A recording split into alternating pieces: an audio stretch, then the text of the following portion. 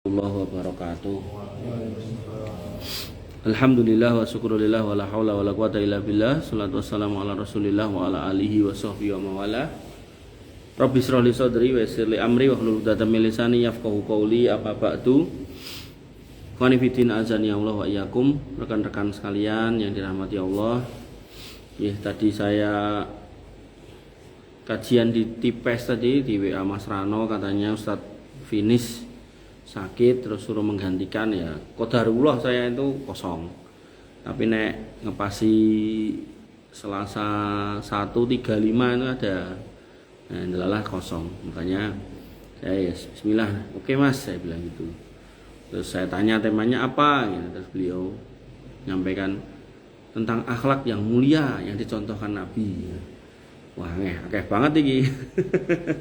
Karena kalau kita membicarakan akhlak yang mulia yang dicontohkan Nabi itu, Imam Bukhari itu mengumpulkan dalam satu kitab namanya Adabul Mufrad. Itu ada 500-an hadis. Hadisnya nek piro ya? Bab apa hadis itu 500 tuh? Nah, 500-an bab. Nah, di dalam satu bab itu isinya beberapa hadis. Jadi bisa 3, bisa 5. Itu tadi ribuan ya. Tentang akhlak tok. Jadi Imam Bukhari mencomot atau mengumpulkan. Jadi kan Imam Bukhari punya kitab Sahih Bukhari, itu diambil tentang akhlak tok. Nah, itu 500-an bab. Nah, maka tadi saya terus ya rada merenung temanya apa gitu. Ya akhlak tetap, cuman isinya apa. Nah, terus saya berpikir saya menyampaikan tentang hadis Nabi yang kata depannya atau isinya berisi tentang sebaik-baik kamu. Nah, kalau udah bahasa sebaik-baik itu berarti kan akhlak yang terbaik gitu. Nah maka banyak atau ada beberapa hadis yang sempat saya kumpulkan dengan kalimat khairukum. Nah, khairukum itu sebaik-baik kamu. Artinya gini, kalau kita udah jadi orang Islam, ya kalau kita bisa menjadi yang seperti ini, ya insya Allah itulah orang Islam yang terbaik. Nah yang pertama yaitu orang Islam yang baik adalah yang belajar dan mengajarkan Al-Quran. Jadi orang Islam yang mau belajar Quran, nek wis paham ya mau ngajarkan. Dan ngajarkannya kemana? Ya kembali ke ayat ku anfusakum wa ahlikum naro, ke keluarga dulu yang paling wajib. Assalamualaikum, masya Allah. Nah, Nabi SAW bersabda, an Utsman bin Affan, dari Utsman bin Affan radhiyallahu an, ani Nabi SAW, dari Nabi SAW qala, beliau bersabda, khairukum man ta'allamal Qur'an wa 'allamah. Sebaik-baik kalian adalah yang belajar Quran dan mengajarkannya. Sehingga di sini menunjukkan keutamaan yang sangat tinggi bagi penuntut ilmu Al-Qur'an. Sehingga kalau jenengan ada majelis membacakan Al-Qur'an, maksudnya tidak harus majelis tafsir Quran nggih. Maksudku sing MTA ini tidak harus itu.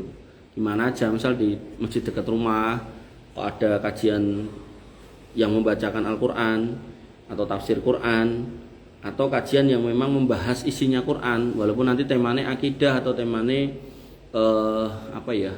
misal temanya sirah ya kan itu otomatis diambil dari Quran. Maka kalau kita mau duduk, nah itu alhamdulillah itu baik. Dan sekarang itu pengajian itu sebenarnya nggak lama-lama kok, rata-rata cuma antara maghrib sama isya atau ba'da subuh gitu. Jadi kalau kita mau rada meluangkan gitu, insya Allah nggak akan mengganggu aktivitas kita apapun. Dan justru yang saya rasakan itu ketika kita mau meluangkan majelis ilmu, bahkan ngapunten ya, majelis ilmu yang sangat banyak sekalipun, ternyata Allah itu masih membuat ada waktu. Ini tak contoh nih, mudah-mudahan nggak jadi riak. Saya itu isi pengajian itu hitung-hitungan kasar saya 120 kali sebulan. Tapi sebenarnya bisa sampai 140, 135 sebulan. Dan itu saya masih kerja, masih ngurusi perusahaan, masih ngurusi mas-mas itu, rakyatan ya cuman sekedar say hello.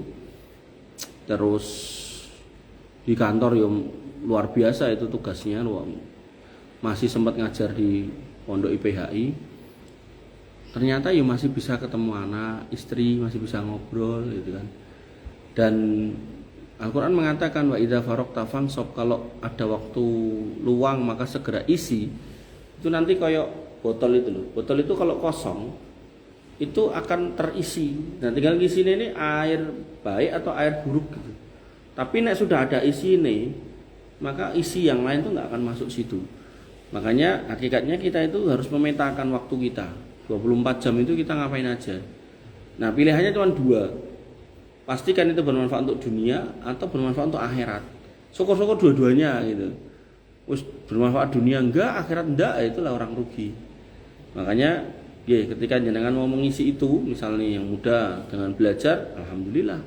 Oh, belajar ilmu dunia ya enggak apa-apa. Nanti untuk supaya kita kalau sudah waktunya kita tuh enggak menyusahkan orang tua, orang lain, lingkungan gitu. Atau bermanfaat buat akhirat, ya alhamdulillah juga enggak ada masalah gitu kan. Makanya harus selalu diisi. Jangan sampai enggak terisi. Kalau kosong, wes ketemu temen ngejak hal-hal yang enggak baik, ya nek pas temennya enggak baik loh ya. Nek temennya baik alhamdulillah. Bro kosong, yo ning ndi anu niki meh ngeterke panganan ning panti asuhan. Alhamdulillah, itu berarti kan isi yang baik. Temennya elek-elek, bro kosong. Oh, piye? Ayo kancane aku mendem lah wes. Maka itu perlu apa ya? Perlu semacam menyadari gitu. Kita ini hanya kumpulan dari waktu. Yang waktu itu nanti setiap detiknya akan ditanya.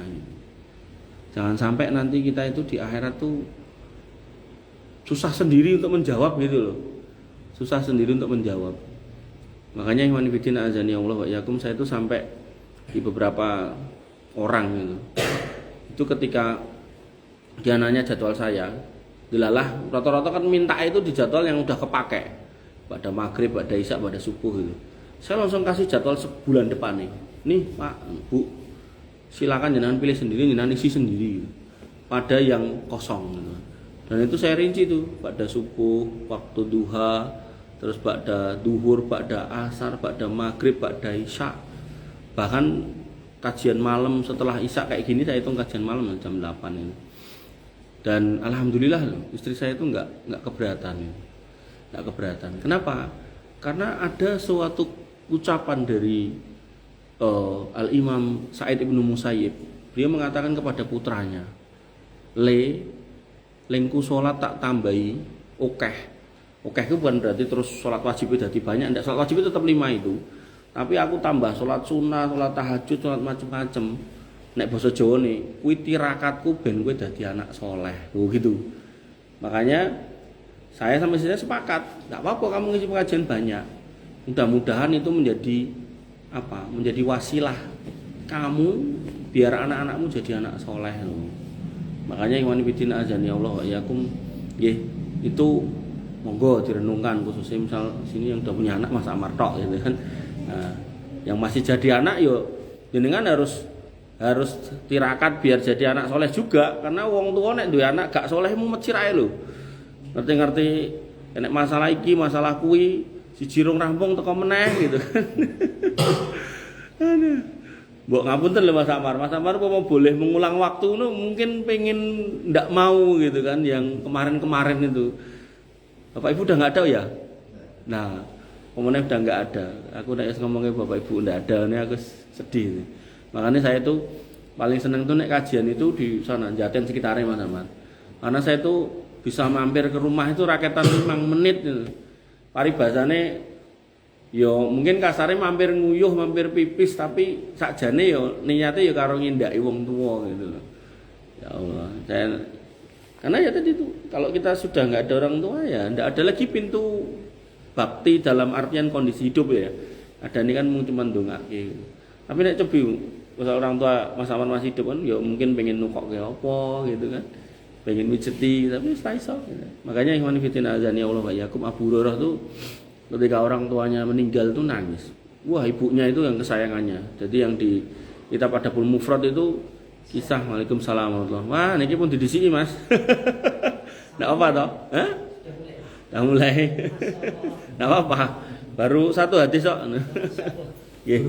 Enggak apa-apa. Nah, jadi Abu Hurairah itu di kita pada Bul Mufrad itu dikisahkan bagaimana cintanya dia sama ibunya. Sampai dia itu punya panggilan khusus, punya salam khusus buat ibunya. Wahai ibuku, salam keselamatan buat engkau, wahai anakku, gitu-gitu.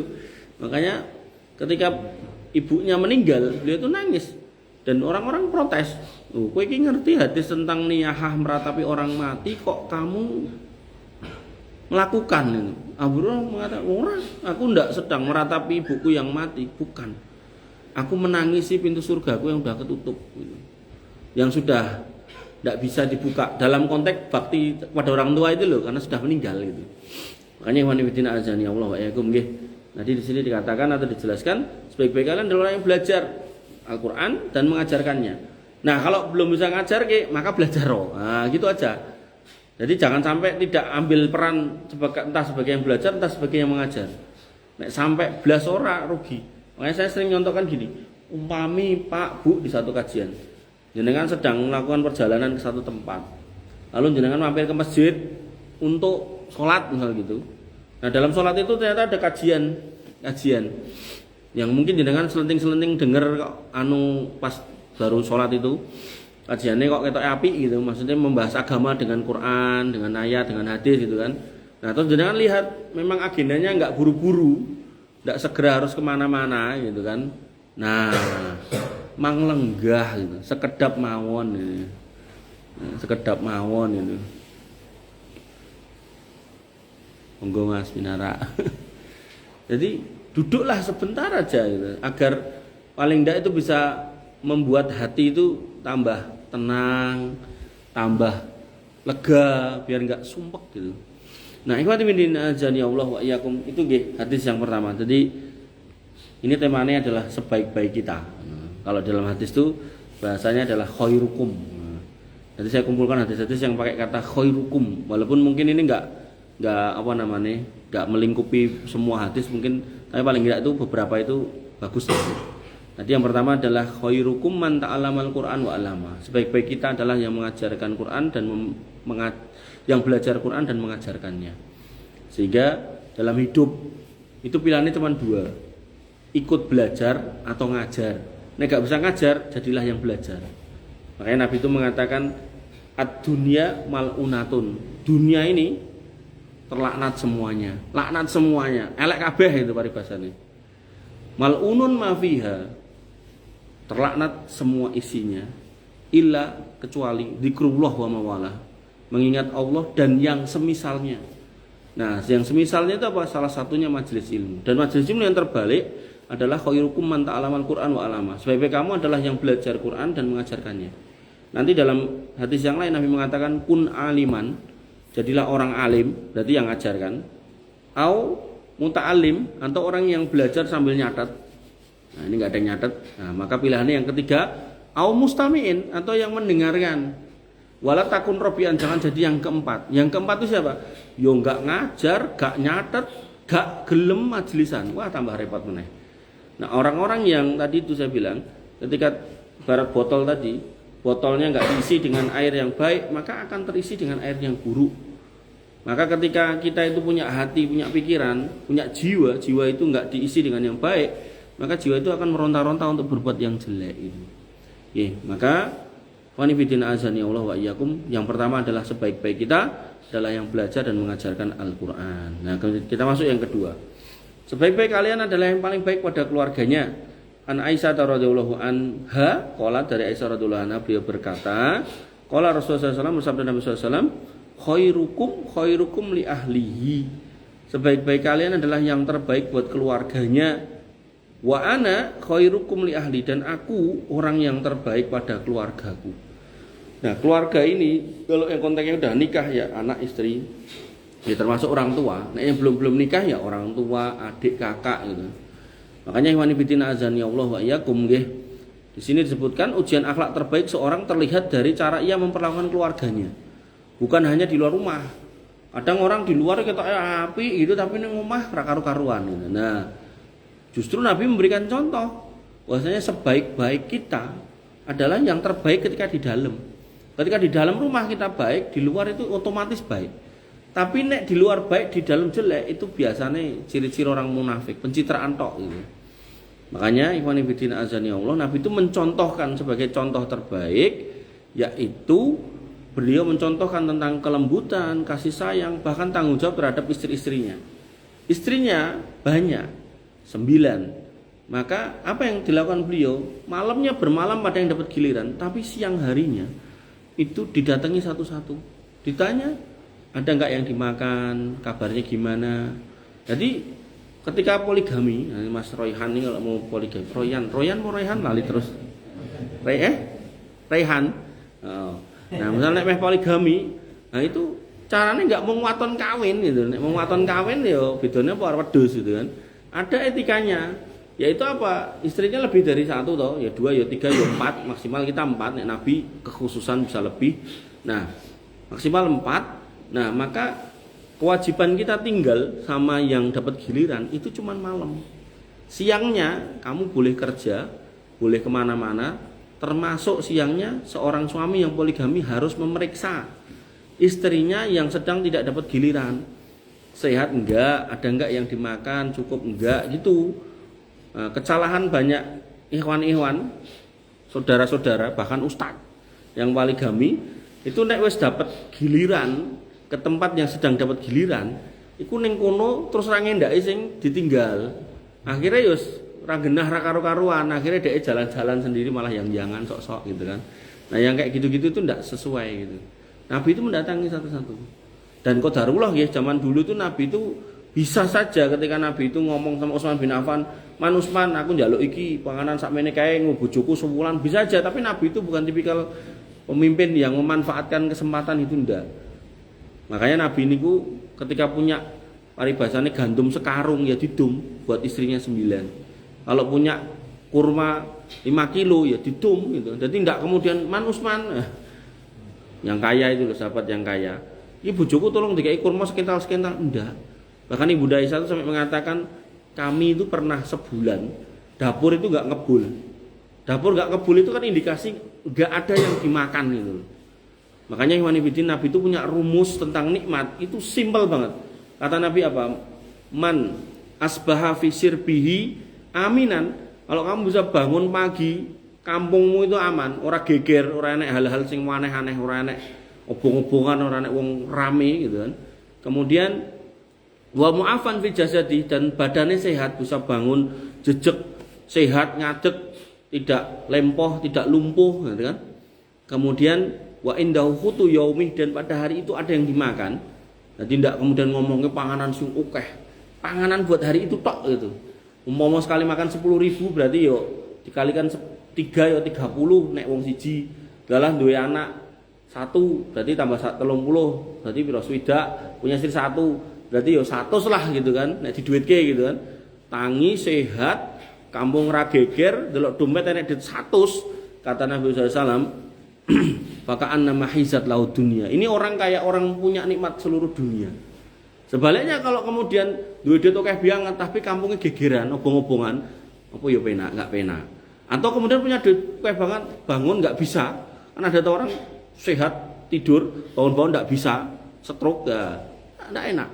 Atau kemudian bisa bangun nggak geger, sehat juga, punya anak, punya istri, nggak ada yang dimakan, pusing juga kan akhirnya. Makanya Ikhwanifidin azanullah, Nabi itu sampai bikin standar kesyukuran urusan dunia itu sesimpel itu, nggak muluk-muluk wes. Artinya nek jenengan sampai misal paribasane duwe 3 yuta, ya dengan catatan kan duwe kepenginan aneh-aneh loh ya, ora pengen ngombe banyu gendeng atau pil koplo, pokoke rasa aneh-aneh wae, pengennya ya mung standar-standare makan halalan thayyiban itu. Nah, maka yang terjadi adalah ketika memang pas nombok gaji taruhlah 3 yuta. Nah, delalah tadi punya istri 1, anak 1. Alhamdulillah iso nggo sewulan. Nah, gitu kan. Nah, apalagi kayak model Mas Amar ini berdil untung misal 10 yuta. Nah, berarti kan iso nggo 3 bulan. Ya, berarti syukurnya harus lebih banyak itu.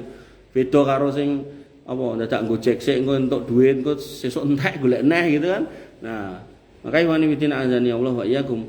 Maka Nabi memberikan contoh akhlak yang terbaik itu bukan di luar saja tapi di rumah juga. Dan rumah itu realisasi akhlak yang terbaik. Karena apa? Nek di luar itu jelas kita itu sok-sok itu pengen dilem wong, jenenge setan gitu kan. Wah, ben ketok piye ngono kan. Nah, berbuat yang baik, ngomong yang baik, ngomah wis kaya ora aturan. Nah, maka justru realisasi yang benar itu terbaik itu di rumah. Orang tuh kalau di rumah udah baik, maka di luar insya Allah baik. Makanya Nabi itu mengatakan idza ja'atkum man tardawna dinahu wa khuluquh fazawiju. Kalau ada anak laki-laki datang ke rumahmu yang kamu ridhoi akhlak dan agamanya, nikahkan dengan anak gadismu. Nah, akhlak di sini apa? Cek rumahnya. Kira-kira dia di rumah itu sama bapak ibu gimana? Kurang ajar apa enggak gitu kan? Punya orang tua diopeni dengan benar apa enggak, atau malah disadui gitu kan? Nah, yang kayak gitu, yang disadui itu ya ini berarti calon mantu yang jelek. Loh, tapi di luar dia terkenal hebat gini-gini, orang urusan. Nah, faktanya banyak orang yang kemudian secara dunia itu ketok api, tapi akhlaknya jelek, begitu nikah istrinya salah sidik ya wes disikat habis-habisan. Makanya seorang muslim harus paham ya, rumus bahwasanya hidup itu tidak soal bagaimana manusia menilai, tapi soal Allah yang menilai. Dan penilaian yang terbaik adalah yang penuh kejujuran ya, wabil khusus di rumah tadi itu. Makanya rumah itu jadikan tempat untuk berlatih berakhlak yang baik. Nah, di luaran insya Allah baik. Kemudian yang ketiga, sebaik-baik kalian adalah yang paling baik dalam membayar utang. Nah, ini adalah metuning ini ki hadis ini. An Abi Hurairah radhiyallahu an, dari Abi Hurairah radhiyallahu an, qala, beliau berkata, qala Rasulullah sallallahu alaihi wasallam, Nabi sallallahu alaihi wasallam, khairukum ahsanukum qadaan. Sebaik-baik kalian adalah yang terbaik yang dalam membayar utang. Jadi hadis ini muncul, asbabul wurudnya itu, sebab munculnya hadis ini itu ketika Nabi itu punya utang unta, ditagih sama yang punya utang. Dan nagih rodok kasar wong Yahudi. Muhammad, mana utangmu? Nah, terus kemudian Nabi nyuruh sahabatnya, tolong belikan unta umur setahun. Nah, akhirnya sahabatnya ke pasar. Tidak ada, bilang kepada Nabi, ya Rasul, tidak ada yang umurnya kayak yang jenengan utang ke orang itu. Dan dalam Islam itu utang itu nyaure kudu podo. Ngutang unta umur setahun ya disaur umur setahun. Bilalah digoleki ning pasar gak ada. Namanya hewan kan diopeni rodok suwe sithik umurnya nambah. Bedene nambah, regane nambah ya. Nah, kemudian Nabi dikasih tahu ndak ada ya Rasul yang speknya sama kayak utang jenengan itu. Lah enake umur piro? Sementen. Ya wis tukokno. Dan sementen itu lebih tua. Bayarno. Akhirnya dibayar. Kemudian dibayarkan ke utangnya itu. Dan Nabi kemudian mengatakan ini, khairukum ahsanukum qadaan. Sebaik-baik kamu dengan terbaik dalam bayar utang. Sehingga nek untanya itu lebih mahal, kleru jawabane ya lebih mahal ya. Nek untane umure luwih tuwa, berarti regane luwih mahal gitu kan. Maka dalam praktek utang piutang seorang muslim tidak boleh ada tambahan yang diperjanjikan di awal, tapi umpami jenengan karena bentuk terima kasih ketika mengembalikan utangan jenengan itu, kemudian jenengan nambahi misal roti, misal nambahi gula teh, itu tidak apa-apa. Tapi tidak ada perjanjian di awal itu. Misal Rehan minjem saya 500, ya balik ini 500 asalnya. Tapi karena 500.000 itu sudah diubengke terus jadi 500 juta gitu kan. Nah, balik ke gula teh dengan tambahan gula teh. Monggo tat niki yatrane sing kula silih 5 tahun kepungkur. Nah, niki gula teh. Niki jenengan ngeteh ndak apa-apa. Dengan catatan tidak dipersyaratkan. Nah, ikhwan fillah azani Allah wa iyyakum. Itu yang ketiga. Kemudian yang keempat, sebaik-baik kalian adalah yang paling baik kepada temannya dan sekaligus tetangganya. Diriwayatkan dari Abdullah bin Amr, beliau berkata, Nabi SAW bersabda, khairul ashabi indallahi khairuhum li sahibih. Sebaik-baik sahabat di sisi Allah yang terbaik pada sahabatnya. Ya, terbaik konteksnya apa? Ya, membersamai dalam kebaikan, ta'awanu 'alal birri wa taqwa, menemani dalam kebaikan. Jadi jangan kalau punya teman nyelekke salat, itu teman terbaik. Jadi jangan sampai temenan itu mengurusan duit tok. Temen apik ya gelem angger gelem ngutangi. Ngutangi ning ra tau salat ya apa gunane kan. Maka temen itu disebutkan dalam pepatah Arab, sadiquka man abkaka la man adhaka. Temanmu itu adalah orang yang mau nangis bareng kamu, bukan yang cuman pengen seneng-seneng tok. Makanya kalau kamu punya temen kok dicurhati mau mendengarkan, disambati mau membantu, bahkan ketika kamu perlu doa dia pun mau mendoakan, insya Allah itu teman terbaik. Tapi nek konconanmu geleme dijak piknik, dijak jajan, dijak nongkrong, angger diceritani masalah kabur, bahkan ketika kita butuh dia delik, itu teman jelek. Dan dulu waktu zaman Covid itu benar-benar membuktikan, Covid itu membuktikan kamu punya teman dan keluarga terbaik itu yang mana gitu. Jadi saya tuh sampai pernah gini loh Mas, pernah Covid itu karantina di rumah bapak saya itu, adalah bapak saya yo kena terus masuk rumah sakit. Saya di sana sama anak istri sama asisten-asisten saya itu di sana. Itu tuh sampai teman saya di Jakarta itu sampai nyari saudaranya yang deket-deket rumah sana itu, terus ngirim duit nggak banyak, cuman mungkin 100 atau 50 ribu buat beli jeruk, apel, terus nyuruh saudaranya itu gojeke gitu. Sama gojeknya emang dicantolkan yang pager gitu. Dan lucunya apa? Kadang saudara deket kita pun nggak melakukan itu. Padahal mungkin ya rumahnya nggak jauh, mungkin dia pun lebih berada gitu kan. Jadi saya nggak melihat angkanya, tapi melihat bagaimana effort orang yang dari Jakarta ngontak seseorang yang deket di Karanganyar sana, terus ngomong tulung terno ning omah iki. Dhek dhewe arep ngeterke wedi ngongkon Gojek gitu kan. Lah Gojek karena kepepet golek duit ya gelem ra gelem mangkat gitu kan. Begitu ngerti itu rumah karantina ya maune ya nyantol ketok, dhek dhuwur pager terus mlayu gitu. Jadi udah kayak orang lihat apa ya? Setan apa gimana gitu loh. Jadi ya enggak ada kemudian wan assalamualaikum. Wah, ndak ya taruh pergi dia gitu kan. Nah, terus habis itu di teman itu WA, anu Mas, enek sing nitipi ning nggon pager ya, kita baru keluar itu. Wah, ditekek ning dhuwur gitu ya. Makanya ikhwan fillah azan ya Allah wa yakum. Covid, cobaan, masalah itu sebenarnya secara tidak langsung nek jenengan mau mengamati itu filter dari Allah. Mana teman sejatimu? Nek mung kanca jak seneng, jak main, jak mendem lah akeh mungkin. Tapi nek kemudian dijak kerembuk masalah, dijak diskusi tentang masa depan, dijak mikir rada abot tentang bisnis, orang kaluan banyak, belum tentu banyak yang mau. Nah, yang sedikit itulah yang jenengan harus temani, yang sedikit itulah yang harus jenengan openi. Jangan sebaliknya gitu kan, nyari yang maunya dijak seneng-seneng. Ya pas kamu dapat duit atau ada duit, mereka ada. Makanya ada istilah ada gula ada semut itu. Nek gula itu sudah ada, mau ditoples mau disebar dimanapun semut akan datang gitu. Makanya nek mau gue seneng nyari teman buat seneng itu banyak orang mau. Makanya dalam dunia politik muncul namanya money politik. Angger nek money mesti wong do ngumpul gitu. Akhirnya apa? Butuh modal besar. Ngono wis dadi carane balekke. Jadi sebenarnya kok dihubung-hubungke nyambung kemana-mana. Ya, makanya ikhwan fillah azan ya Allah wa yakum, di sini diingatkan temanmu yang terbaik nggih adalah yang terbaik pada kamu. Makanya baik di sini bukan soal urusan dunia saja. Oh, aku ndek kanca kok angger ketemu kok ngejak ngaji, lah itu baik. Jangan angger ndek kanca kok angger mesti ketemu ngejak mendem, nah, itu jelek nek itu. Jelek gitu. Makanya kayak Mas Agung itu dulu pernah cerita habis keluar dari penjara didatangi temennya tawari sabu. Terus dia mlebu nggawa gaman tok ke. Kowe nek ra minggat tak sikat ning kene. Lunga dan enggak pernah balik lagi. Ya orang-orang yang kayak gitu ya somehow kudu rodok ditegasi biar kemudian dia tahu kalau kita sudah beda jalan. Jangan terus ditemani terus, akhirnya pekewo, ngicipi meneh. Masuklah lagi ke tempat-tempat yang enggak benar lagi. Naudzubillah. Wa nafidina azani Allah wa iyyakum wa khairul jiran indallah khairuhum lijari, dan sebaik-baik pertetanggaan ya yang terbaik sama tetangganya. Namanya tetangga itu wakil dari keluarga kita atau pengganti dari keluarga kita yang terdekat. Siapa?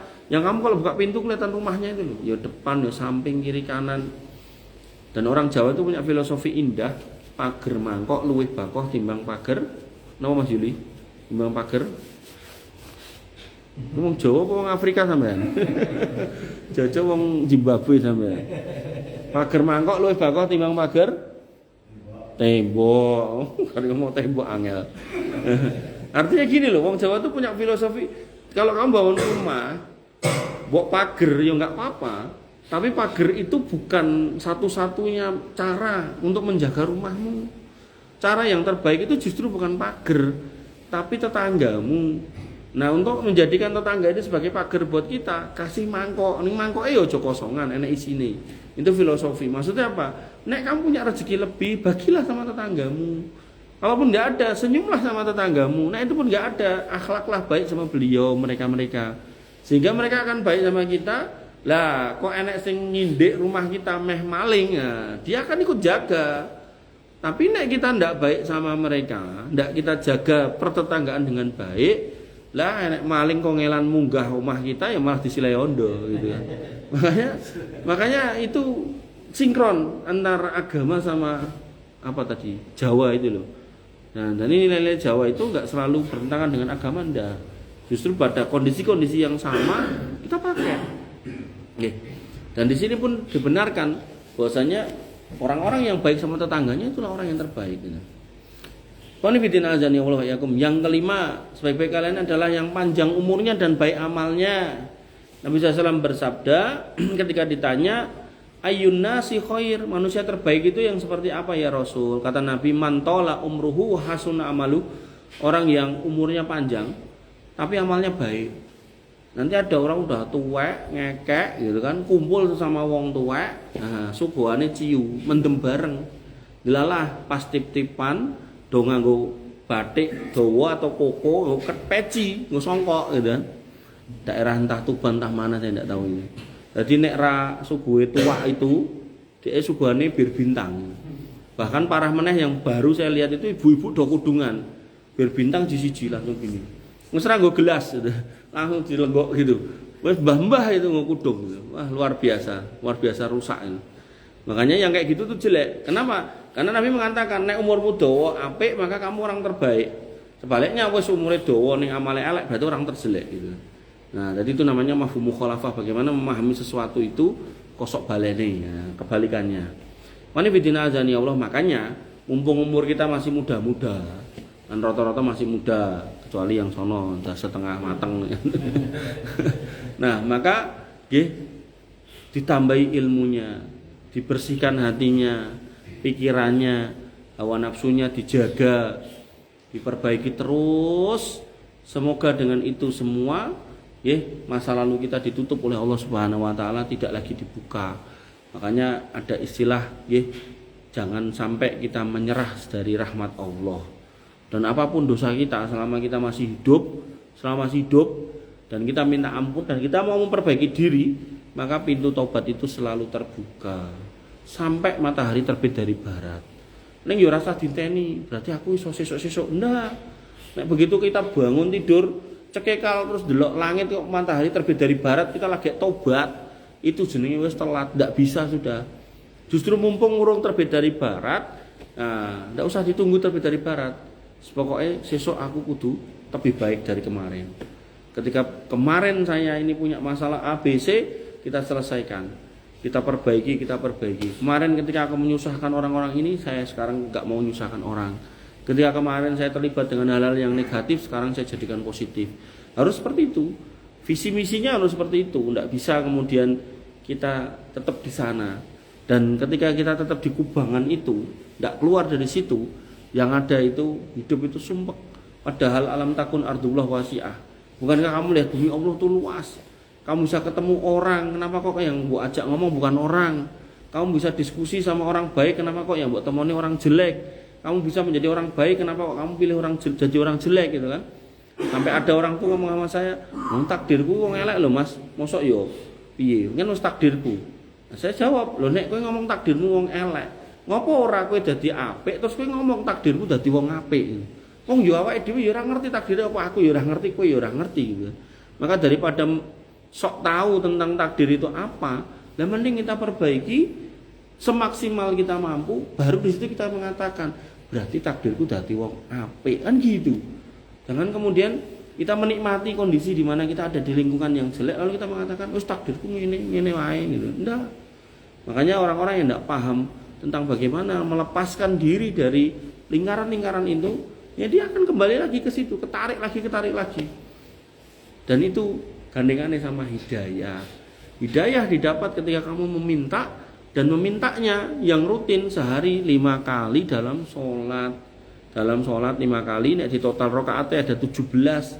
Setiap rakaat wajib baca Al-Fatihah. Di situ ihdinas siratal mustaqim, ya Allah tunjuki saya jalan yang lurus.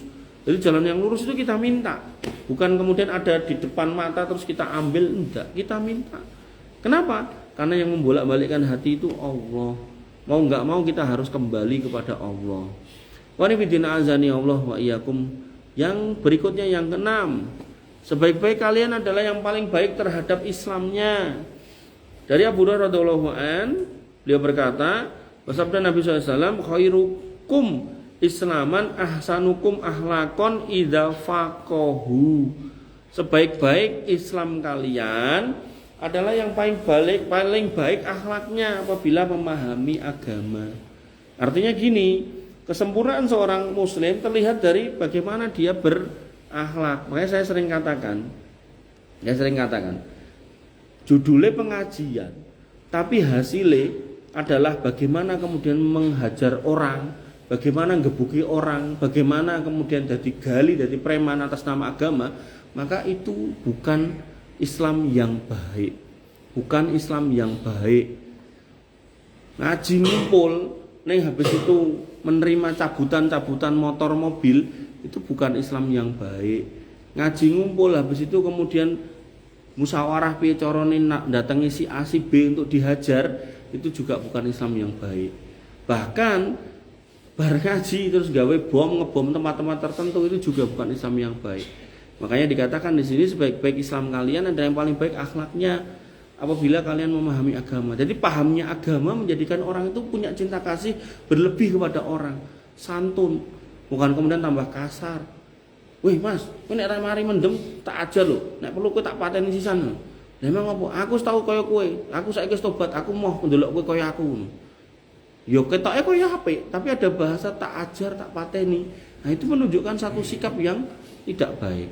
Makanya saya sering dengar dari teman-teman yang pada bertobat itu cerita gitu, punya adik dijak sholat angel gitu kan, sampai diunek kayak gitu. Ini arah sholat tantem nganti ajur loh. Usik aja ngomongannya kok ngono gitu kan. Dan kemarin itu ada satu takmir itu berantem sama bendaharane. Dan bendaharane itu yo jane wong ngaji juga gitu kan. Nah, yang lucu pas saya ngisi di masjid situ, itu saya kan pengen ngambil bab itu tentang ekonomi, tentang keuangan syariah, tentang ekonomi Islam. Yang mana pengajian di situ tuh rame banget dan banyak, dan saya pengen masuk dengan tema yang belum ada. Nah, pas saya sampaikan soal motor mobil cabutan, ketoke dia tersenggol. Habis itu saya dicoret selama-lamanya, nggak pernah ngisi di situ. Jadi sampai takmirnya itu, ketua takmirnya ngusul ke itu sama dia yang nyari ustadz itu nggak dipakai saya. Terus akhirnya yang terjadi apa? Yang terjadi adalah ada wakaf mobil. Iku ora didekekne masjid, digawa ning omah, dinggo alor ngidul ngitan ngulon karo DE. Padahal itu wakaf. Nah, begitu diminta sama takmir, marah-marah enggak karu-karuan. Marah-marah. Terus akhirnya hari apa itu saya datengin takmirnya itu, ngobrol sampai malam sampai jam 10 gitu. Saya tanya ini. Iki ketoke masalahnya ini orang ini yo aktivis bergerak di bidang aktivisme Islam, tapi kok ini mau amalan Islam nggak paham gitu ini. Kayaknya dia terlibat dalam mobil-mobil cabutan, dia bilang gitu. Wong itu nggak bener kayak gitu cara syar'i. Terus jawabannya takmir, bener iku tat. Wong kemarin bareng ngedukke Avanza niku namung 40 yuta, bareng ngedukke Grand Livina niku 15 yuta. Wah kan, makanya wanifidina azani Allah wa iyyakum. Hadis ini mengkonfirmasi namanya orang sudah kumpul di masjid, siji jadi ketua takmir, siji jadi pencari ustadz, itu jadi orang-orang baik toh. Kok siji ini akhlaknya nggak karu-karuan, ini mesti ada sesuatu gitu, pasti itu. Makanya jenengan yang kemudian sudah Allah kasih hidayah, kok kemudian jenengan main nyari rizki dengan cara-cara yang nggak bener. Nah, untuk billah misalnya nyurangi timbangan gitu kan, terus main barang palsu dan seterusnya, maka pasti akan berefek sama anak istri jenengan, sama rumah jenengan. Banyak orang udah cerita sama saya, sampai dia itu sampai ngomong sama saya itu habis beli koi habis 30 juta, tapi goro-goro PLN mati lampu, sarang nganti sejam koiku mati kabeh. Ya aku yang batin lah, duitmu duit apa kuwi gitu kan. Makanya yang wanifidin azani Allah wa iyyakum, nggih, jenengan harus paham nggih bahwasanya Islam yang baik itu harus melahirkan akhlak yang baik. Nanti ada wis tobat, baik ngaji gitu kan. Wah, begitu mendapati bapake atau mboke lah ora jilbaban, mbok sampai nek ra jilbaban sesuk tak PHK jadi mbok. Wah. Itu enggak bener. Wong namanya hidayah itu masuk itu butuh proses, Mas. Bukan kemudian jenengan mentang-mentang jadi baik terus yang sini bisa disingkirkan. Bahkan ada loh suami istri. Dulu itu ya temen SMA, ya pacaran, ya kawin akhirnya. Suami ini kalau kerja pas waktu saya masih di Jakarta. Kalau kerja itu nek pulang sore, jalanan macet kan, banyak orang pulang. Dia pilih mampir ke masjid. Di masjid itu ada kajian. Dan itu rutin tiap hari. Jadi setelah Isya baru dia pulang. Jalanan lebih lengang gitu loh. Nah, yang terjadi itu terjadi lama, bertahun-tahun. Akhirnya si suaminya ini tambah kenal agama. Lah bojone ning omah gak ngerti agama, ora dijak ngaji. Dan dia ngurusi anak gitu kan. Nah, si suaminya ini begitu pulang karena mendapatkan pelajaran agama pentingnya istri itu berjilbab dan seterusnya. Gue langsung bojone ning omah disikat. Woi, kowe wong wedok ya kudu jilbaban. Oh, aku mbiyen mbok nikah yo ngene mosok jilbab. Akhirnya padu. Singkat cerita ini orang laki-laki ini tanya sama saya. Bagaimana menurut jenengan kalau saya ceraikan istri saya? Kosik, Mas, kosik. Ki bojomu kowe nemu ning ndi aku ngene. Oh, itu teman saya SMA. Maksudnya piye? Pacarmu? Iya, kita dulu pacaran memang. Tapi kan saya udah hijrah, dia kan belum. Kosik.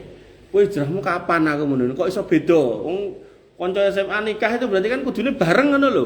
Kok iso beda aku? Terus dia cerita tadi, saya ngantor, nek pulang on time macet, saya mampir masjid pengajian. Terus akhirnya saya kenal agama, kenal sunnah. Tapi istri saya belum. Loh, ya kowe berarti harusnya tanggung jawab untuk memperbaiki dia. Wong kowe ngaji kok. Terus bojomu ning omah apa? Ya ngurusi anak sapa ngono? Ya anak saya.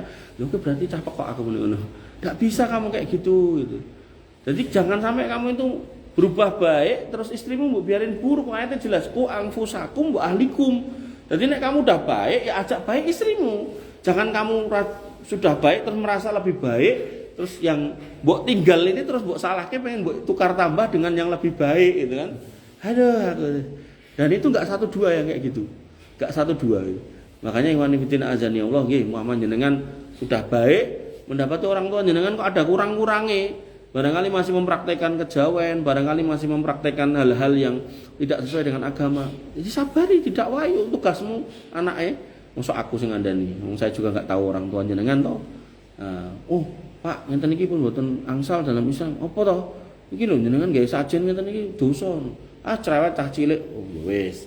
Kan dianggap cilik toh lah. Nek gedhe ngomong, Pak sakniki kula nggih pun gedhe. Apa kok gedhe ora umur yang gedhe lemu tok ngono. Ya wis. Jadilah anak yang mapan ya toh, punya kerjaan, punya penghasilan. Pak, apa? Ngeten iki mbok mboten sah. Memang apa? Lah kula mboten ngoten niku sakniki alhamdulillah lho Pak niku lho mobil niku enten 3. Wah, kemaki kowe. Mboten kemaki. Jenengan nek kersa niku nggih jenengan semua, tapi tinggalkan sing niki. Enggak apa-apa. Enggak apa-apa. Nah, orang tua itu harus diperjuangkan. Bahkan nggih, ini cerita aja. Bapak saya itu di antara saudara-saudaranya itu yang paling dekat atau kenal agama yang paling ngaji itu bapak saya. Dan punya orang tua itu kejawen ndeles pokoknya. Dan bapak saya itu nyabari terus gitu. Bahkan ketika beliau itu absen untuk ngandani ibunya ini, saya yang disodori, wis kono kandhanono mbahmu nggih. Dan tahu enggak tobatnya itu kapan beliau itu? Beliau itu meninggalkan semua itu sekitar 1 atau 2 tahun sebelum meninggal. Jadi dalam kondisi tua, ya, kita deketi terus, kita tembak terus, kita kasih tahu ngoten niku klentu salah. Oh iya to lho, aku terus piye? Nggih jenengan istighfar, kita minta ampun pada Allah. Akhirnya ditinggalkan, udah enggak pernah lagi buat sajen itu.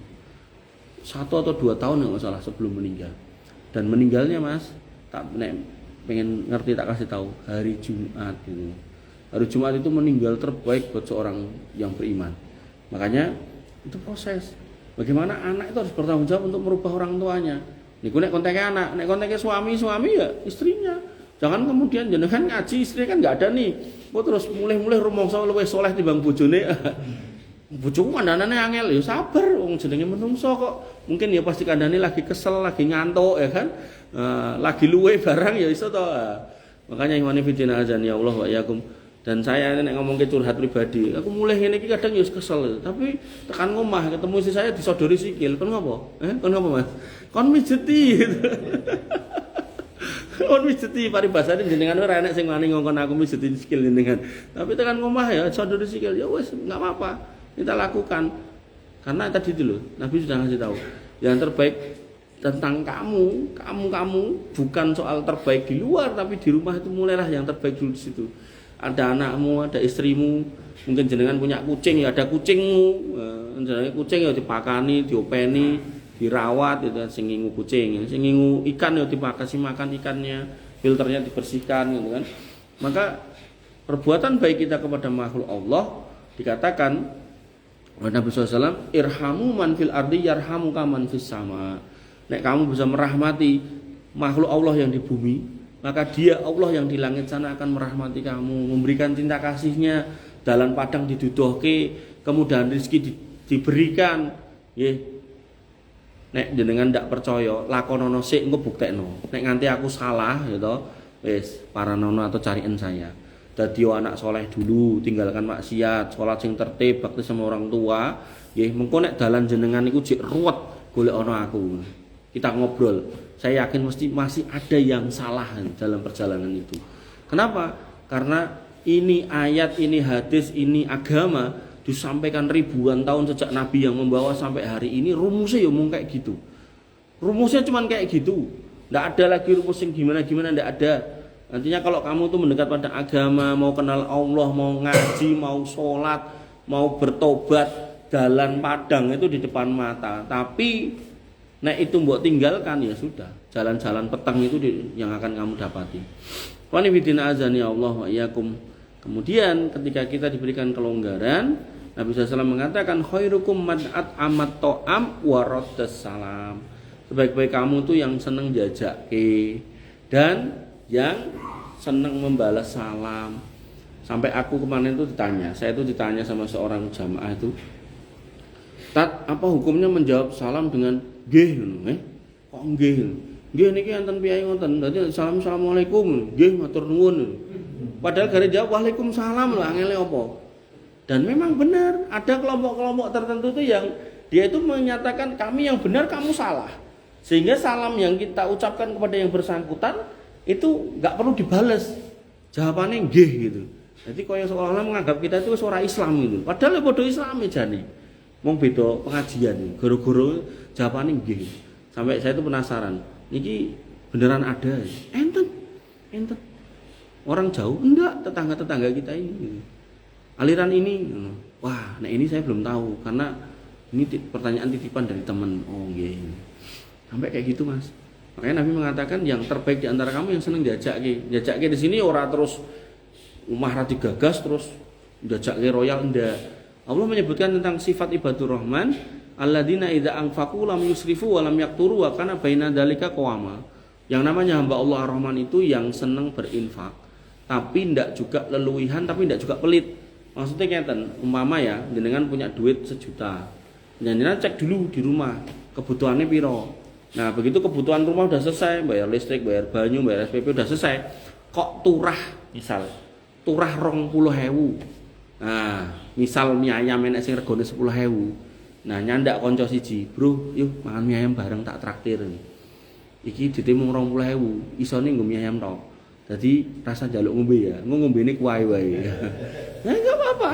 Itu yang disebut ibadur rahman, orang yang ndak pelit tapi juga ndak leluwihan. Kenapa? Kebutuhan rumah beres. Nah, ada duit jajak ke temene. Atau kalau ndak jajak ke ya masukkan kotak infak 5.000 atau 2.000. Monggo. Nah, itu cara berbuat baik pada keluarga dan pada orang. Nanti ada orang yang salah kaprah. Baru kanca royal, wis kanca butuh apa diwangi. Anak ning omah kejet-kejet ra gagas. Nah, ini wong salah meneh. Leng ngaji salah. Lho ngomong kan berbuat baik sama temen. Ya iya berbuat baik sama temen, tapi omah ya kudu imbang. Jangan sampai kemudian di rumah enggak diurusi, kanca malah diopeni gitu kan. Nah. Nggih, wanifidin azani Allah wa iyyakum. Kemudian apa lagi? Banyak sebenarnya. Tapi mungkin itu dulu deh. Satu lagi lah. Sebaik-baik kalian adalah paling baik kepada budaknya. Nah, zaman dulu budak ya. Khairukum limamlukihi. Sebaik-baik kalian adalah sebaik-baik yang paling baik pada budaknya. Nek zaman dulu budak. Nek zaman saiki yo anggaplah misal kayak karyawan atau bawahan. Nek karyawan itu kan berarti kita sing gaji. Nek bawahan itu mungkin sing gaji negara atau perusahaan gitu loh. Tapi secara strata itu di bawah kita. Nah, kita baik. Nah, cara baik pada bawahan atau karyawan itu gimana? Jangan dikasih beban yang dia tidak sanggup melakukan. Misal dia badannya gemuk kayak saya, terus anu Mas, wih gendenge sing nggone omah tuwa ngene Pakku kae tolong didadani lagi bocor. Nah, tak penek ya malah ambrol gitu kan. Nah, jadi jangan memberikan kerjaan yang dia tidak sanggup. Ya, kalau dia sanggup silakan. Termasuk ini nanti kepada rumah tangga juga gitu. Terus gendenge bocor pas sing ngon munggah bojone. Nah, kita mau ngongkon tok karo ngopi ya itu juga salah. Ya otomatis kayak gitu-gitu urusan laki-laki. Lah aku ya ora mudeng ya sebagai laki-laki carilah tukang gitu. Lu dadak bayari lah iya lah soyo gitu kan. Lah barangkali ada tukang gratisan ya monggo. Tapi nek enggak enak yo konsekuen itu loh. Wong itu rumah nanti tuh enggak dibenerke yo akhirnya bocor akhirnya melambang ra karu-karuan gitu kan. Nah, ketidakpedulian kita pada kiri kanan itu akhlak yang jelek. Maka dengan kita berbuat baik pada siapapun, bahkan tadi saya bilang sama hewan peliharaan sekalipun, maka itu menjadi pendidikan buat akhlak kita. Makanya ini teman-teman ini yang ikut saya ini kan nggak ketemu orang tuanya kecuali jarang-jarang lah ini. Makanya mereka tak suruh ngopeni binatang-binatang. Sebenarnya tidak ada misi apa-apa dalam artian ya nek mau bisa dijual menghasilkan keuntungan ya alhamdulillah wong mereka juga butuh biaya gitu kan. Tapi paling enggak ada misi pendidikan itu loh. Pendidikan apa? Pendidikan untuk seneng sama binatang. Oh ini binatang makhluk Allah. Waktu makan dikasih makan. Jangan sampai kelaparan, jangan sampai mati. Bahkan binatangnya sampai binatang yang paling kecil ada maggot, ada cacing gitu kan. Ada burung, kucing udah tak singkirin semua, udah enggak ada. Makanya itu pendidikan gitu kan. Pendidikan akhlak. Dan dulu Nabi SAW itu punya sahabat namanya Abu Suhair. Nah, beliau bertanya kepada Abu Suhair. Abu Suhair ini suka memelihara burung cilik. Ya cara saiki mungkin apa pleci gitu-gitulah. Nah, ditanya, "Ya Abu Suhair, madza fa'alan Nughair?" Abu Suhair. Abu Suhair ini maksudnya bocah cilik. Ya. Madza fa'alan Nughair? Nughair itu burung kecil. Burung kecilmu baru ngapain gitu. Ini menunjukkan tidak dilarang melihara burung, satu. Kemudian yang kedua dari sisi akhlak, ini bagian dari edukasi untuk menghasilkan anak-anak yang punya empati kepada makhluk. Makhluk itu nek nanti gede itu ya orang tua, ya saudara, maka dimulai dengan diberi amanah untuk ngurusi, matur nuwun jazakallahu khair, untuk ngurusi binatang. Makanya jenengan yang punya anak-anak kecil itu tidak apa-apa, belikan akuarium kecil itu aja, dikasih ikan-ikan kecil, nah, terus kasih pakannya, ini loh, kasih pakan ini, nanti seminggu sekali filternya bersihkan, biar dia punya rasa empati pada binatang ini. Dan banyak kasus psikopat itu kalau kemudian diteliti itu dari kecil itu dia sudah punya kebiasaan nyiksa binatang. Jadi tikus yang kudune dipateni dengan cara yang baik itu dia ada urip-uripan gitu kan. Nah yang kayak gitu-gitu tuh malah menghasilkan nanti gedenya itu orang yang tegel miloro uang. Nah maka dalam konteks pendidikan parenting dalam Islam, kembali ke hadis tadi, anak-anak kecil itu dikasih amanah, pelihara kucing boleh, ya terserah jenengan lah, jenengan yang punya ini kan wewenang di rumah itu. Nek jenengan ra seneng kucing ya apa ayam, nek ayam jenengan ya ora seneng ya apa kura-kura, pokoknya sing ndak membahayakan, aja kon ngulo aja gitu kan, malah dibrakot dhewe gitu kan. Nah, atau tadi itu ikan kecil aja, nggak usah gede-gede. Ikan kecil tuh cupang atau mungkin apalah kecil-kecil gapi gitu-gitu kan, nah, kecil-kecil itulah ini, gitu. Tidak harus kolam gede gitu, enggak, kecil-kecil aja. Nah nanti kalau mereka udah seneng melihara gitu dan punya tanggung jawab, nggak mati, nah itu nanti akan menumbuhkan empati. Oh saudaranya jatuh ditulung, jadi orang malah disyukurke, orang malah dipiloro gitu, enggak, karena dia punya pendidikan ini loh, yang kadang itu di sekolah nggak ada. Dan saya itu Jumat keempat itu saya suruh ngisi anak-anak SD Sampangan sini, depan pom bensin itu ada SD Sampangan. Itu saya ngusul ke komitenya, Pak suruh bikin kolam biar anak-anak itu punya interaksi sama binatang dan mau dibikin gitu kan. Dan alhamdulillah belum ngrungok kayak gitu loh, belum ngrungok kayak. Nah, ya situlah yang bisa saya sampaikan, mudah-mudahan bermanfaat. Silakan yang mau nanya, silakan Rehan. Nah, kopi ku metu ki, kopi pundi? Itu uang lah. Mas, bantu Mas. Rehan mau bertanya malah lungo ini. Monggo Mas, bertanya Mas. Namanya siapa, dari mana? Wih, Karanganyar ngendi? Tanggoku Jojo. Oh, rono etan meneh gitu. Nah, aku Jaten gitu. Sampean? Oh, yo Karanganyar juga. Iya, iya, iya. Ini tadi dari sono. Wih, mantap. Ayo, bertanya. Saling memandang.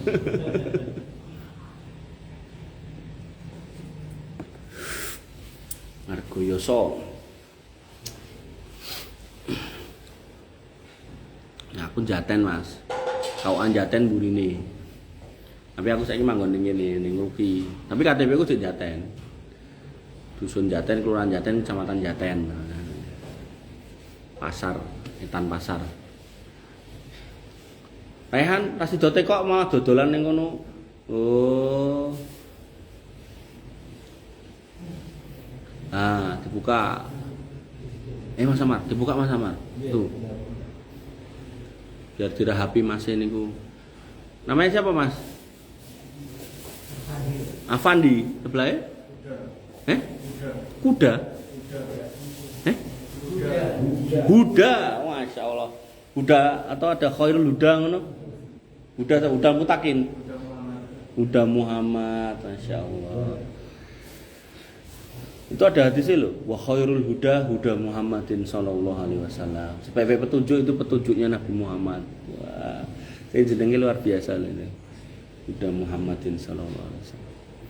Afandi.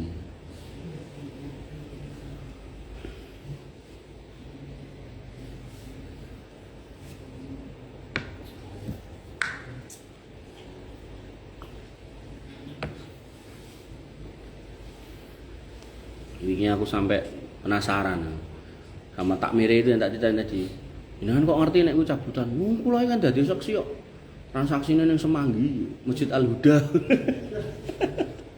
Tokoe si Fulan iki sing motone rodok PC siji.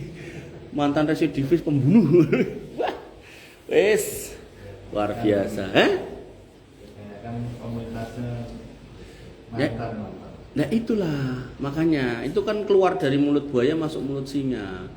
Dan dia merasa seolah-olah dunia itu sempit untuk nyari rezeki yang podo koyo liyane angel atau randang cepet sugih adalah enek koyo ngono terus ditampani. Padahal itu kan barang haram kayak gitu, enggak boleh kita main kayak gitu. Enggak boleh. Dah diubengkan Mas Yuli. Ini nunggu yang nanya kok, enggak ada yang nanya aku pulang. Tak cabut satu aja, matur nuwun, monggo. Terus wis gak jadi nuang ning mburi terus pindah ning mburi. Lingguhe wegah maju. Wah, alasan wae. Kulitmu kandel kaya aku muni dingin. Nggih, pripun? Nabi itu pernah berutang juga. Pernah. Kalau nggak salah saya pernah dengar tentang hadis utang ya. Nggih. Ada ya. Ada. Karena ya Nabi manusia biasa. Ya. Dan pernah berutang. Ya. Dan berutangnya kepada orang Yahudi. Betul. Kenapa kok tidak sama sahabatnya? Pertanyaan bagus. Bahkan Nabi meninggal tuh utangnya belum lunas. Kayak tadi utang unta, Nabi itu pernah utang gandum. Jadi untuk mengasih nafkah itu harusnya kan kerja, tapi Nabi sibuk ngurusin umat. Delalah qadarullah, mungkin belum sempat dapat rezeki. Akhirnya beliau datang ke orang Yahudi. Aku nek nyeritakake iki koyo nangis. Jadi beliau datang ke situ ngutang. Dan namanya orang Yahudi zaman dulu itu udah brengsek. Seorang nabi yang nggak pernah bohong itu ora dipercaya. Mau aku nek dijawabke lho ya. Mau aku nek ngutangi kowe nek ra nek jaminane, coba. Kuwi nek krungu saiki kan kaya pengen nempel. Tapi akhirnya Nabi pun juga enggak, karena akhlak beliau itu luar biasa, terlanjur beliau itu sebagai orang yang terbaik. Wa innaka ala khuluqin adim, dan akhlak engkau itu yang paling baik. Beliau malah menyerahkan baju besinya. Oke, iki dadi jaminane baju besi. Padahal baju besi kuwi nek sewaktu-waktu ada jihad ya kudu dienggo, coba bayangno. Berarti kan kalau beliau jihad ini kan enggak ada baju besinya, sehingga ada potensi mudah terbunuh gitu loh. Tapi beliau paham benar bahwasanya ngurusi istri, keluarga itu wajib buat seorang laki-laki. Laki-laki itu tulang punggung, bukan tulang tulung. Makanya beliau SAW memberikan contoh, pokoknya aku jihad ning medan perang yang bela agama, iki ya jihad bela keluarga gitu loh. Wong nek ramangan ya mati kan. Nah, diserahkan pada orang Yahudi. Akhirnya dikasih utang terus didumkan gandumnya. Nah, begitu beliau wafat, Yahudi itu nagih utang gitu loh. Sahabat ya denger tuh sedih. Aku nek nyeritak gini kaya nangis. Kenapa? Kenapa? Nah, ya mangga. Bupati Garut nelpon, nggih, mangga. Dari Tasik, dari Tasik ya bener ya? Oh Sukabumi, Bupati Sukabumi ini nelpon. Bupati Sukabumi itu siapa ya? Lupa saya, artis itu ya. Nah, itu sampai mana tadi? Sampai situ ya. Nah itu begitu ditagih itu sahabat tuh kaget. Kagetnya kenapa? Sahabat tuh banyak yang kaya. Utsman bin Affan, Abdurrahman ibnu Auf, Umar bin Khattab, Abu Bakar itu orang kaya. Paribasannya gini, umpama hari ini nganggo skala truk itu, truk engkel itu. Umpama Nabi itu ngomong sama Utsman bin Affan, "Man Utsman, mbok aku diutangi gandum sak karung ae." Itu nek saya bayangke, Utsman bin Affan itu enggak akan ngeteri sekarung. Mungkin diteri sak truk gitu. Go ya Rasul. Aja kok mung gandum, nyawa kula men kula paringke. Saya membayangkan itu loh. Nek nganti Nabi minta ke sahabat. Nah, tapi faktanya Nabi ke Yahudi. Kenapa? Nabi itu pengen ngasih contoh ke kita. Ojo gampang ngemis. Nek selama kamu dikasih badan sehat tadi dulu, bangun sehat, aman, seger, bugar, makaryo, ikhtiyaro. Tawakal sama Allah yang sebesarnya ketika kamu berusaha semaksimal mungkin pasti ada jalan. Nggak mungkin ndak. Saya sedih loh nek ada anak-anak muda gini moro ning toko cat golek cat silver terus digrujuke ngono tok. Ya Allah. Eman Mas Rogo kita itu. Coba kamu berkarya itu kamu akan menghasilkan yang banyak. Bahkan di beberapa titik itu saya sampai ngelihat tuh tengah malam itu jek ngemis itu astagfirullah. Padahal nek gelem ngopo gitu loh. Entah gawe apa gitu hasilnya mesti luwih oke. Tapi ya selalu namanya syaitan itu mikir engko nek dodolan ra payu piye, engko nek kowe kerja kesel piye, engko nek kowe nglamar ditolak piye gitu. Nah, itu lalu yang dipikirkan akhirnya wis paling gampang ngene wae. Ya itu loh. Mencari shortcut jalan pintas yang kemudian hakikatnya itu tidak benar juga gitu. Ngemis dalam Islam itu tidak kuat. Maka kalau jenengan masih bisa berkarya, khususnya masih muda-muda gini, berkaryalah. Jangan sampai kemudian jenengan tidak punya karya, berkaryalah. Lah aku iso ning ngelukis boleh selama tidak makhluk bernyawa. Lukis yang baik, pemandangan yang indah, bagus. Saya kemarin lihat entah TikTok entah Instagram ya saya lupa. Itu ada orang itu bikin kaligrafi, tapi backdropnya itu pemandangan indah banget. Ning pemandangannya jane emang warna-warna dioret-oret ya jenenge aku ora mudeng seni yo. Tapi sekilas itu terus jadi indah gitu loh. Jadi dia ngoret-ngoret tinta di plok gitu. Baru terus dikai kaligrafi tengah. Wah, apik itu. Sampai tak cari itu, nek misal iso diorder gitu. Tak iso ternyata. Jadi video dari luar itu. Dan banyak hal-hal yang bisa kamu kerjakan di dunia ini. Banyak. Nek nganti bingung ngobrol karo aku. Tapi ya tadi itu, kadang dikai saran sok angel itu. Contohnya.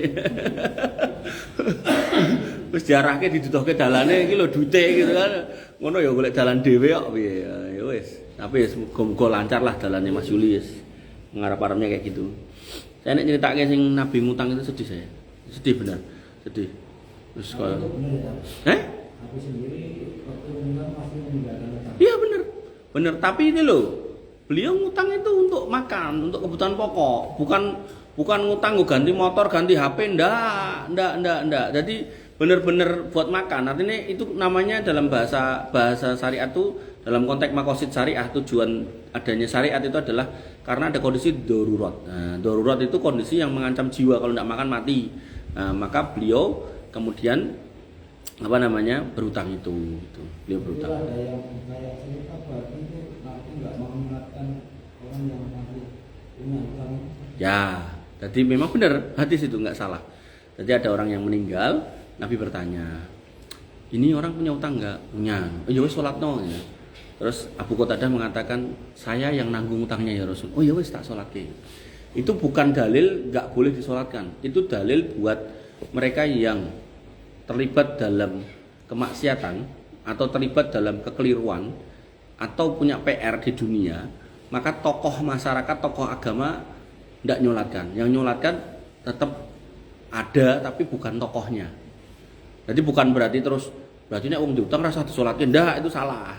Sahabat tetap nyolatkan. Nabi mengatakan sholat no, sahabatmu aku ora. Nah begitu Abu Qatadah mengatakan kula sing nanggung utangnya, maka Nabi nyolatkan gitu. Dan terkait dengan Nabi tadi nggak ada yang tahu. Nggak ada yang tahu. Tahunya bareng Yahudi ini nagih gitu loh. Nah, nggak ada yang tahu dan juga nggak ada yang berani tanya, Nabi punya utang nggak? No, gitu. Nah, kan gini loh, orang berhutang ketika ada jaminannya, maka ketika hutangnya itu gagal bayar, jaminan itu jadi milik si yang ngutangi. Tapi kaidahnya adalah sejumlah dengan utangnya. Misal Mas Samar utang saya 1 juta, gadekke motornya nilainya 5 juta. Singkat cerita, Mas Samar meninggal, maka saya sebagai sing ngutangi dan nampa gaden itu harus jujur sama keluarganya. Saya harus datangi istrinya, saya bilang, Mbak, Mas Samar nanti ngutang ten kula 1 juta. Terus motornya digadekke ten kula, walaupun sing digadekke adalah BPKB ini. Motornya tinggi, glidik gitu kan.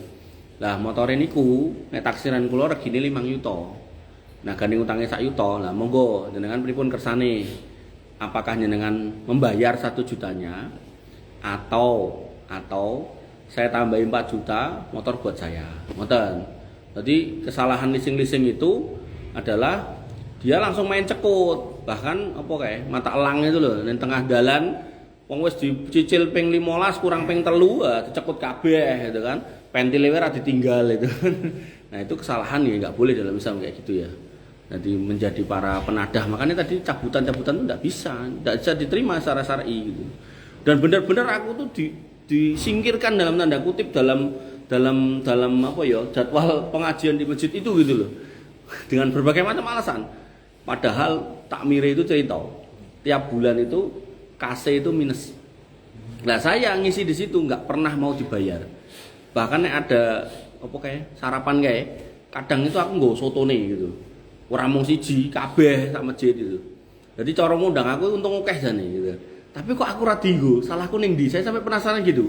Nah, begitu ada kasus wakaf mobil itu meledak dier itu, di situ aku lagi paham. Oh, memang itu cara mainnya kayak gitu.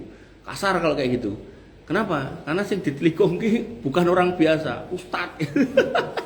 Dan ustadz yang kemudian dia itu nyampaikan sesuatu yang memang ada di dalam agama.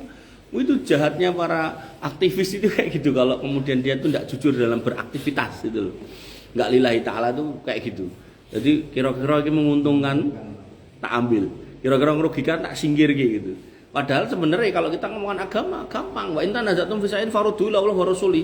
Nek tenan kamu pengen ngomong agama yang benar, kembalikan pada Allah dan Rasulnya. Kene iki metek apa? Iki to dalile iki, kowe ndalili apa ora? Ayo diskusi. Ndi sing kuat. Nek emang kuat kowe mlaku, nek emang kuat aku ya melu kan gitu.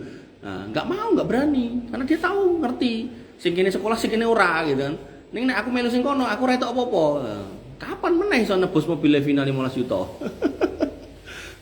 15 juta Supra. Ini Mas Rano nika pinten nika? 7 juta napa 10 juta nih hargane? Entuke ngono kae to ora Livina.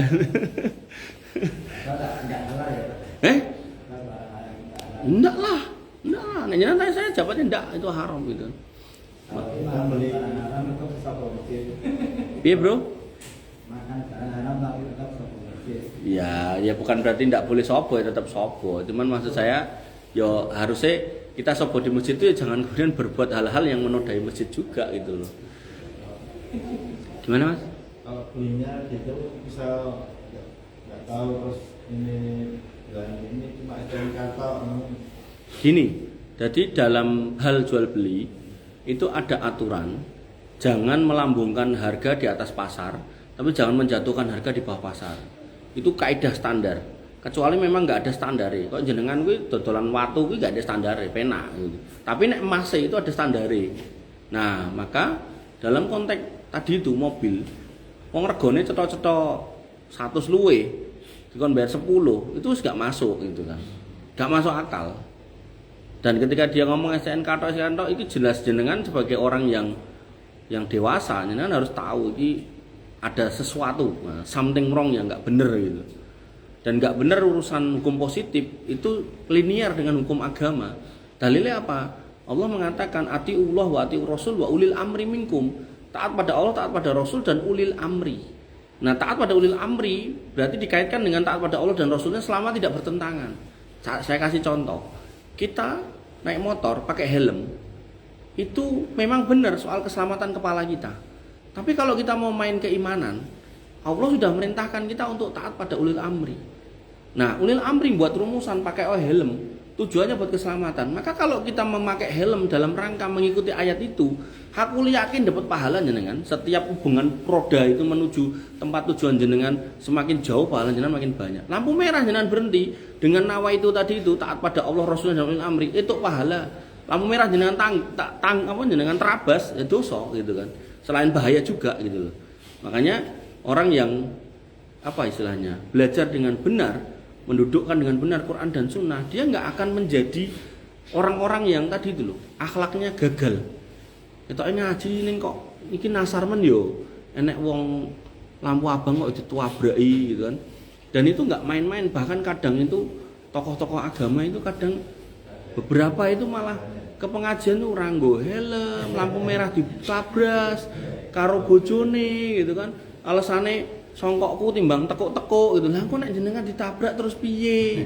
Apa ya songkok iki terus dadi songkok sing terus dadi pas dadukan karo aspal terus mengeras ngono kan yo ndak gitu loh. Bener, makanya saya tuh ngasih tahu nih mas-mas ini santri saya tuh mbok nek deket itu pakai helm. Wong nek ngambung aspal iki yo tetep loro kok sak piye-piyene. Itu yang kecelakaan motor apa Mas sampean? Motor. Nah, loro toh. Iya makane. Iya karena sikile ra dihelmi to. Coba sikile dihelmi mungkin ya ora ngono nasibe. Ya gojekan aja, artinya untung kaki gitu loh. Kalau kepala tuh nggak pakai helm, ya tetep jenengan rong tau ngerti to, wong bathuk bendet rong tau ngerti to. Saya tuh pernah loh bengkel kene Prambanan, pojokan Prambanan itu dulu ada bengkel. Saiki ketoke toko burung zaman saya kuliah di Jogja. Saya bengkelnya motor situ. Nah, itu kan dari arah Solo tuh ada motor menggok ke arah kulone Prambanan itu, banter dari sini ada ada mobil ke sono, sini motor banter banget. Ora do gelem ngalah. Motornya langsung, mobilnya langsung carry itu, motornya langsung diel gitu. Kuwi ku langsung bathuke kuwi notok pintune itu, duwek gitu. Saya deket itu wonge lingguh gitu tuh bathuke ngene retak itu loh, metu getah itu, seret gitu. Astagfirullah. Delala sebelah sana waktu itu masih ada kantor pos polisi, saya kan udah nggak ada ya. Nah, itu langsung dateng dia. Nah, delala kok ya polisine iki ora gelem nganggo mobile dia gitu loh, terus cegati kalau ketepak sing lewat itu cegati kon ngeterke itu ke rumah sakit gitu. Wah, sakit biar. Dan dari situ saya tuh merenung terus Mas. Bahwasanya helm itu bukan soal nutupi rambutmu sing udah pakai pomade atau apa, bukan. Jadi nek kita belum ngomong ke agama ya, itu demi keselamatan kita kok. Nek ada kayak gitu-gitu tuh, helm ceklek gitu. Makanya saya nek helm ra iso ceklek aku mau nganggo gitu. Kayak klek gitu kan. Nah, nanti baru nek jenengan dalam proses make itu, nawaitunya tadi, ayat tadi loh, jenengan jadi motivasi, insya Allah berpahala. Itu penak golek pahala itu, tak ngerti rumus itu penak. Ngikuti lalu lintas itu berpahala, terus macam-macam lah. Ada lagi yang mau nanya? Hilman? Tadi Bupati mana yang nelpon? Sukabumi? Atau jangan Setbor yang nelpon kamu? Orang Sukabumi. Oh ya, Rehan. Belum. Mas David, wis, apa kabar? Alhamdulillah. Dari rumah? Wah, dari rumah tadi? Oh, okay, siap. Ada lagi enggak? Enggak ada. Mas Afandi? Mas Huda? Jundan ya bener ya? Jundan. Orang ngapal ki. Jundan ya tentara nih. Baik teman-teman, karena udah nggak laku dagangannya, nah, kita tutup dengan doa ya agar panjenengan semua mendapatkan rahmat dari Allah Subhanahu wa taala, dijaga, diberikan petunjuk jalan, dijadikan anak-anak yang solih. Bismillahirrahmanirrahim. Alhamdulillahirabbil alamin. Hamdan sakirin, hamdan naimin, hamdan yuafi ni'amahu wa yukafi mazidah. Ya Rabbana lakal hamdu kama yanbaghi li jalalika wa adimi sultanik. Rabbana lakal hamdu anta nurus samawati wal ardi wa man fina wa lakal hamdu la ilaha illa anta subhanaka inna kunna minadh dhalimin. Wa illam taghfir lana wa tarhamna lanakunanna minal khasirin. Allahumma ighfir lil muslimina wal muslimat wal mu'minina wal mu'minat al ahya'i minhum wal amwat. Innaka sami'un qaribun mujibud da'wat wa yaqdiyal hajat. Rabbana dhalamna anfusana wa illam taghfir lana wa tarhamna lanakunanna minal khasirin. Rabbana ighfir lana dzunubana wa liwalidina warhamhum kama rabbawna shighara. Allahumma ighfir lahum warhamhum wa'afihim wa'fu anhum wa akrim nuzulahum wa wasi' madkhalahum waghsilhum bil ma'i wasalji wal barad. Allahumma ja'alna minas solihin, Allahumma ja'alna minas solihin, Allahumma ja'alna minas solihin. Rabbana hab lana minas solihin, Rabbana hab lana minas solihin, Rabbana hab lana minas solihin. Wajma'na fi zumratil muwahhidin wa adkhilnal jannatika jannatin na'im, jannatil firdausil a'la ya arhamar rahimin ya dzal jalali wal ikram. Rabbana atina min ladunka rahmah wa hayyi' lana min amrina rasyada. Rabbana atina ma wa'adtana ala rusulika wa la tukhzina yaumal qiyamah innaka antas sami'ud du'a innaka la tukhliful mi'ad. Rabbana atina fid dunya hasanah wa fil akhirati hasanah wa qina adzabannar wa qina adzabannar wa qina adzabannar. Wa akhiru da'wana alhamdulillahi rabbil alamin. Wa sallallahu ala nabiyyina Muhammadin wa ala alihi wa sahbihi wa sallim ajma'in. Walhamdulillahi rabbil alamin. Akhiru kalam. Subhanakallahumma bihamdika asyhadu an la ilaha illa anta astaghfiruka wa atubu ilaik. Assalamualaikum warahmatullahi wabarakatuh.